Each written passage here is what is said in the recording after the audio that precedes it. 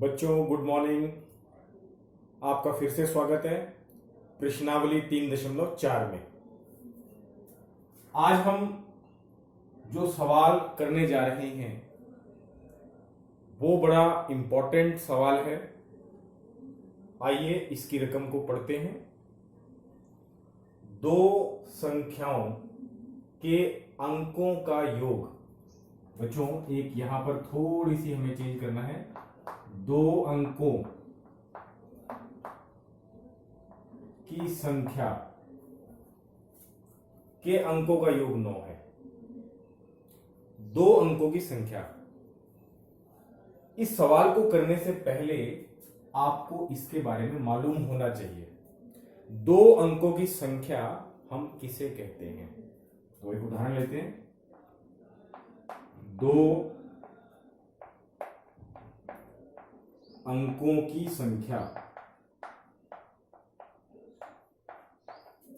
बच्चों जिस संख्या में दो अंक आ रहे हों, उदाहरण के लिए 45। देखिए एक अंक 4 है, दूसरा अंक 5 है। ये दो अंकों की संख्या है। अब आप समझ गए हैं दो अंकों की संख्या क्या होती है। एक उदाहरण और लेते हैं। 72 72। एक उदाहरण और लेते हैं 63। ये तीनों ही संख्याएं दो अंकों की है। इसमें दो अंक आ रहे हैं। बच्चों अगर मैं 45 की बात करूं तो ये जो 5 ये इकाई का अंक होता है। इकाई का अंक।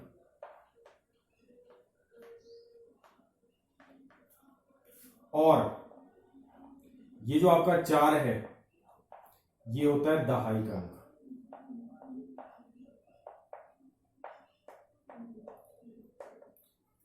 ये बात आप बच्चों को अच्छे से मालूम है। आप छोटी कक्षाओं से ये बात पढ़ते आ रहे हैं। बस एक बार ध्यान कराने की जरूरत थी कि जो पिछला अंक होता है, पहला अंक, वो इकाई का अंक होता है और उससे अगला दहाई का अंक होता है। ये मैं आपको क्यों बता रहा हूं, आइए इस बात को ध्यान से समझते हैं। अगर मैं आपको संख्या बताने की बजाय आपको इकाई और दहाई का अंक दूं, मैंने कहा कि बच्चों इकाई का अंक आपके पास 4 है और दहाई का अंक आपके पास 6 है। तो दो अंकों की संख्या क्या बनेगी?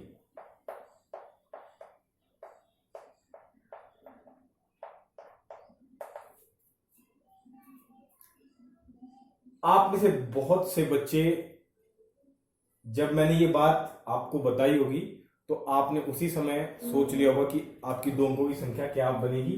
इकाई का अंक 4 पहले और उसके बाद दहाई का अंक 6, 64। अगर आपने ये संख्या सोची थी तो आप बिल्कुल ठीक थे।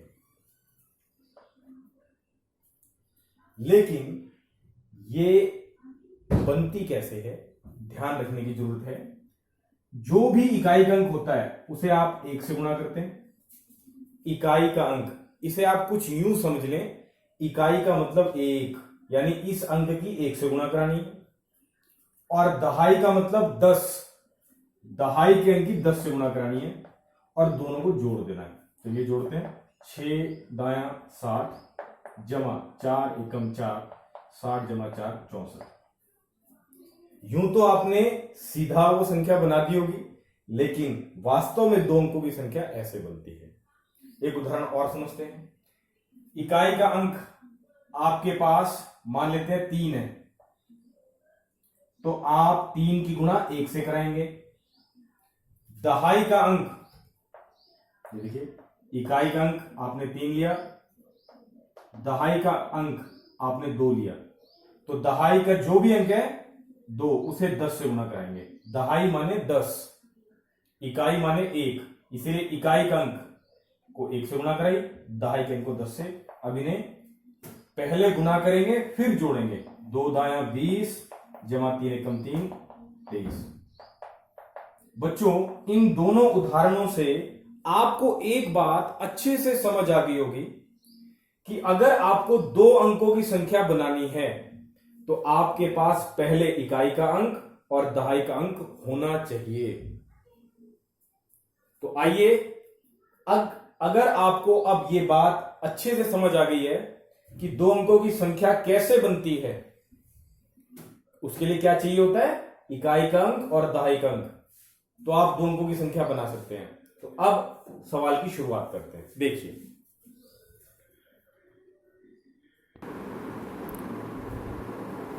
बच्चों, अब सवाल की रकम को ध्यान से पढ़ेंगे। 2 अंकों की एक संख्या है, हमें नहीं मालूम है कि वो कौन है, उसके अंकों का योग 9 है। मतलब मान लेते हैं वो संख्या 45 होती है। देखो, ये 2 अंकों की संख्या है, इसके अंक कौन कौन है, 4 और 5। क्या इनका योग 4 जमा 5 9 आ रहा है? बिल्कुल हो सकता है यही संख्या निकले। ये भी 2 अंकों की संख्या है, इसके अंकों का योग जरा करके देखें।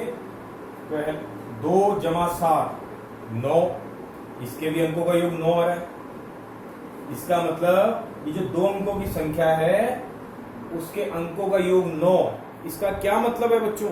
इसका मतलब है कि उस संख्या के इकाई और दहाई के अंक को जब हम जोड़ेंगे तो हमें उत्तर 9 मिलेगा। इस लाइन का ये मतलब है। आप बच्चों को ये लाइन अच्छे से समझ आ गई होगी कि 2 अंकों की जो भी संख्या है उसका इकाई का अंक और दहाई का अंक जोड़ने पर हमें क्या मिलेगा, 9 मिलेगा। फिलहाल हमें अभी 2 अंकों की संख्या पता ही नहीं है, ये तो हमने सिर्फ उदाहरण लिए थे समझने के लिए इस लाइन को। अगली लाइन, इस संख्या का यानी जो ये 2 अंकों की संख्या है इसकी बात हो रही है, का 9 गुना 9 से गुना करेंगे तो वो किसके बराबर आएगी, संख्या के अंकों को पलटने से बनी संख्या। बच्चों जरा इस बात को समझें, संख्या के अंकों को पलटने से बनी संख्या। एक उदाहरण देखो, ये 45 था, संख्या के अंकों को पलटने से संख्या जो बनेगी, तो जरा पलट देते हैं। मतलब जो इकाई का अंक 5 था अब वो दहाई का बना लो, और जो दहाई का अंक था उसे इकाई का बना लो। ये देखिए, संख्या के अंकों को हमने पलट दिया तो ये संख्या है। ऐसे ही हमारी जो संख्या है उसका 9 गुना अगर हम करें वो किसके बराबर आएगी, संख्या के अंकों को पलटने से बनी संख्या। संख्या के अंकों को जो पलटने से संख्या बनेगी उसके 2 गुने के बराबर आएगी। संख्या क्या होगी? तो बच्चों चलिए अब सवाल की शुरुआत करते हैं।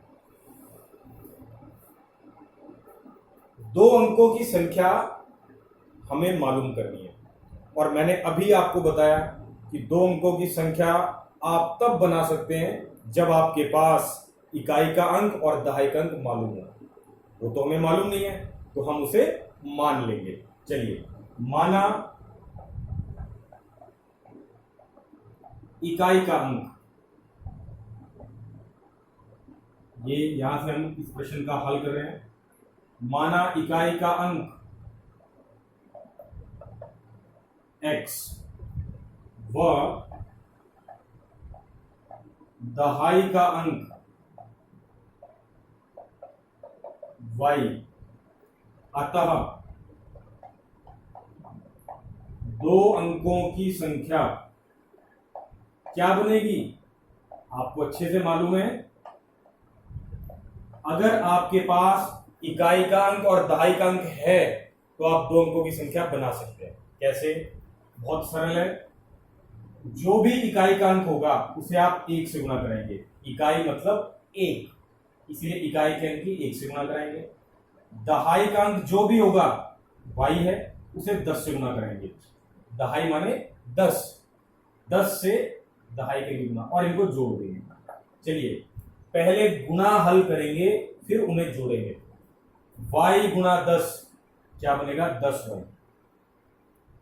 इनकी गुना नहीं होती लेकिन इसको लिखा ऐसे जाता है, जमा x गुना 1 क्या लिखा जाएगा, 1x। लेकिन किसी चर के आगे अगर 1 हो तो उसे हटा दें, उसका कोई उपयोग नहीं है। आपके पास 2 अंकों की संख्या आ चुकी है 10y जमा x। चलिए अब सवाल की शुरुआत करते हैं। प्रश्नानुसार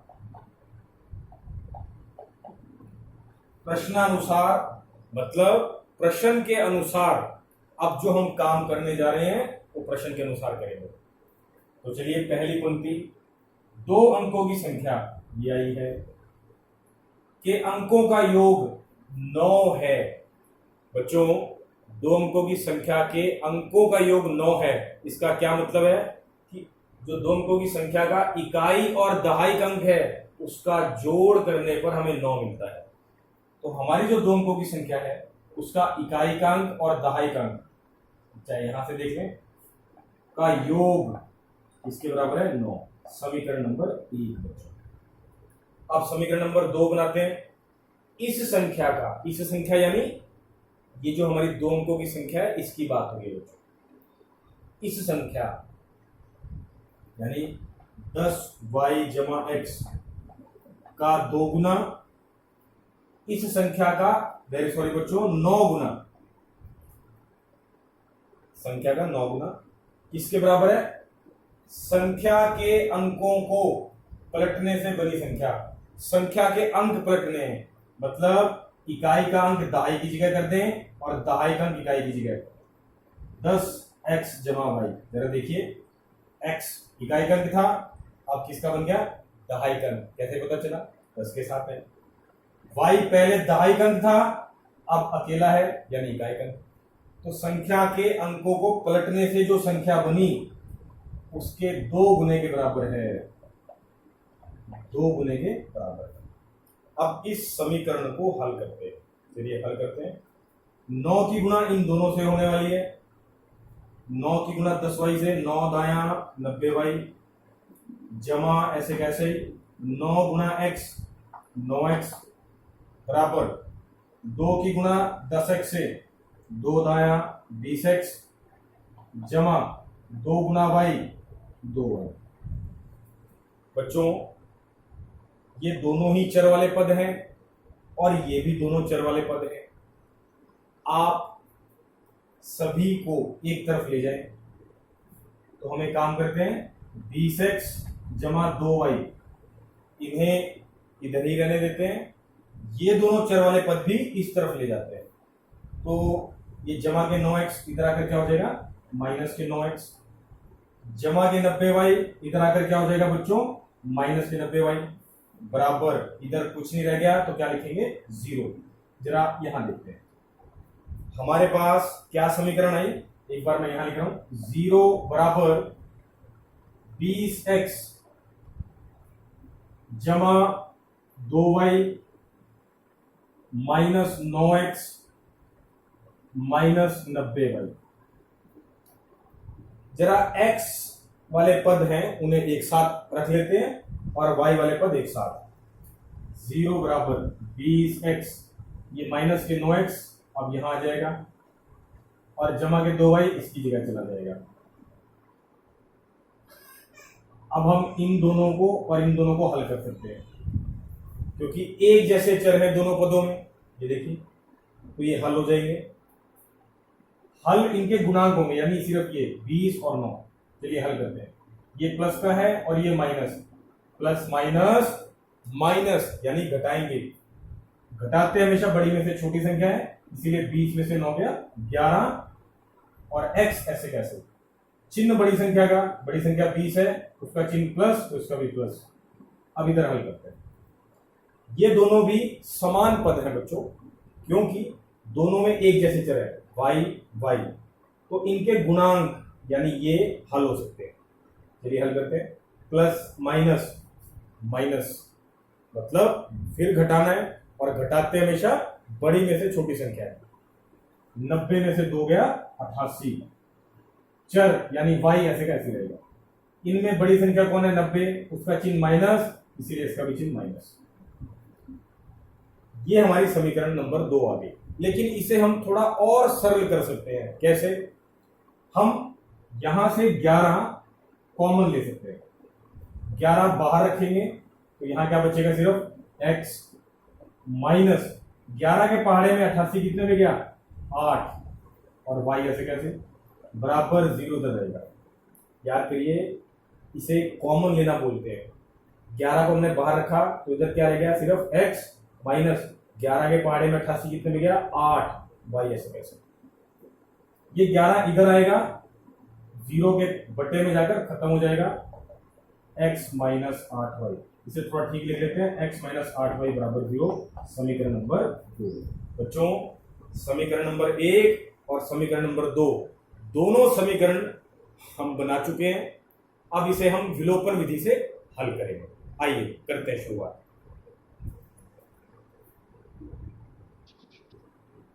बच्चों, हमारे पास ये दो समीकरण हमने अभी बनाई थी। अब हम इसे विलोपन विधि से हल करेंगे। विलोपन विधि में आपने एक ऐसा चर देखना है जिसके गुणांक एक जैसे हों। ये देखिए x, इसका गुणांक कोई नहीं है तो क्या लेंगे 1, और इधर भी 1। x के गुणांक एक जैसे, पहली बात पूरी होगी। किसी एक चर के गुणांक एक जैसे होने चाहिए तो x के हैं। दूसरी बात, इनके चिन्ह अलग अलग होने चाहिए, तो चिन्ह अलग अलग नहीं है, कोई बात नहीं। अगर चिन्ह अलग अलग नहीं है तो हम समीकरणों को घटाते हैं। चलिए घटाते हैं। यहां पर ऐसे लिखेंगे, समीकरण 1 में से 2 घटाने पर। क्योंकि हम समीकरणों को घटा रहे हैं, इसीलिए बच्चों नीचे वाली समीकरण के सभी पदों के चिन्ह बदल जाएंगे। जैसे x का चिन्ह कुछ नहीं है यानी प्लस, अब क्या हो जाएगा माइनस। इसका चिन्ह माइनस है तो ये कैंसिल होकर प्लस, और यहां 0 का कोई चिन्ह नहीं होता बच्चों, इसलिए इसको कुछ करने की जरूरत नहीं है। हाँ, अगर यहां कोई अंक होता तो उसका चिन्ह बदला जाता। प्लस का होता तो माइनस हो जाता, माइनस का होता तो प्लस हो जाता। अब हल करते हैं। x एक जैसा पद, एक का चिन्ह प्लस एक का माइनस, कैंसल, या कहें विलोपन हो गया, x का गायब हो गया। अब इसे हल करते हैं। ये देखिए यहां कोई नहीं है गुणांक तो क्या लगा सकते हैं 1। अब प्लस प्लस प्लस, या कहें एक जैसे चिन्हों तो संख्याओं को जोड़ते हैं। 1 जमा 8 9, y ऐसे का ऐसा। बड़ी संख्या 8 है, उसका चिन्ह प्लस, इसलिए इसका भी क्या आएगा प्लस, बराबर 9 जमा 0 9। अब यहां से 9 गुना में है y के साथ, इधर भाग में, y बराबर 1। नीचे वाला 1 है उसे छोड़ दें, y का मान 1 आ। अब y का मान आप किसी भी एक समीकरण में रखकर x का मान निकाल सकते हैं, चाहे 1 में चाहे 2 में। तो चलिए हम एक काम करते हैं, y का मान समीकरण 1 में रखने पर, ये बात हम पहले लिखेंगे। समीकरण 1 में रखना है तो पहले समीकरण 1 लिखें, x जमा y बराबर 9। अब इस समीकरण में y की जगह y का मान रखना है, बाकी किसी पद में कोई बदलाव नहीं करना। यानी x ऐसे कैसे रहेगा, जमा ऐसे कैसा रहेगा, y की जगह y का मान कितना आएगा बच्चों 1। तो चलिए y की जगह करते हैं बराबर 9। x का मान निकालना है, इसीलिए जमा का 1 उधर ले जाएं, उधर पहले से ही 9 है, जमा का 1 उधर जाकर माइनस 1 हो जाएगा, और 9 में से गया 8, x आपके पास 8 आ गया। अब बच्चों आपको ध्यान होना चाहिए, इकाई का अंक जिसे आपने x माना था वो आपका 8 आ चुका है, और y को आपने दहाई का अंक माना था, दहाई का अंक वो 1 आ चुका है। तो 2 अंकों की संख्या अब आपको बनानी आ गई होगी बच्चों। 2 अंकों की संख्या बड़ा आसान है। इकाई का अंक कौन है 8, उसे 1 से गुना कराएं। दहाई का अंक है 1, उसे 10 से गुना कराएं। अब इनको पहले गुना हल करते हैं। 10 एकम 10 जमा 8 एकम 8, हमारी संख्या क्या है बच्चों 18। तो वो संख्या क्या है 18 है। मैं उम्मीद करता हूं बच्चों आपको ये सवाल समझ आया होगा। बहुत ही इंपॉर्टेंट सवाल है, इसीलिए इसे बड़े ध्यान से देखें और समझें। Thank you.